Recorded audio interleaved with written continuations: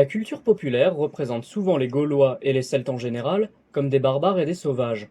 Nous savons pourtant aujourd'hui que c'est parfaitement faux. Bien que divisés en tribus aux cultures parfois différentes, les Gaulois étaient célèbres à Rome pour avoir un sens de l'hygiène très développé et un artisanat de grande qualité. Au début de son histoire, la République romaine s'est inspirée des armes et des armures celtes pour améliorer son équipement. Les cottes de mailles ont été importées de Gaule pour remplacer les cuirasses de bronze semblables à celles des Étrusques et des Grecs. Les épées longues ont été raccourcies pour correspondre aux besoins de la Légion, donnant ainsi naissance aux glaives romains. Mais si les Gaulois disposent d'armures de grande qualité, pourquoi se battraient-ils nus?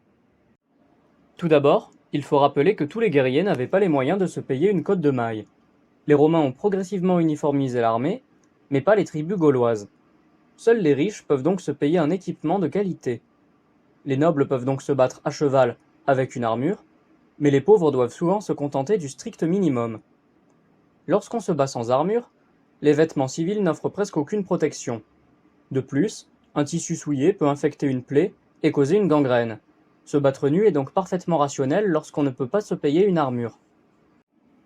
Le fait de se battre nu obéit également à une logique religieuse. Pour les Gaulois, le sort dans la bataille peut être assimilé à une forme d'ordalie, c'est-à-dire de jugement divin.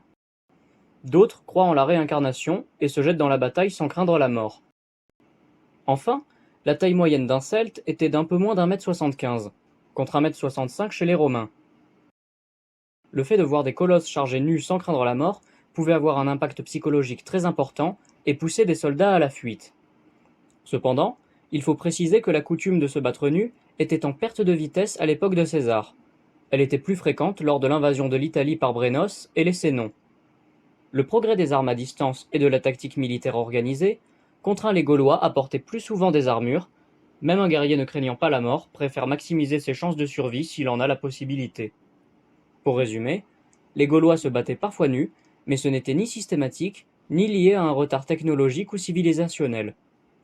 Pensez à vous abonner, à mettre la cloche, à partager et à liker cette vidéo. N'hésitez pas non plus à me suivre sur TikTok et sur Telegram pour ne manquer aucune nouvelle sortie.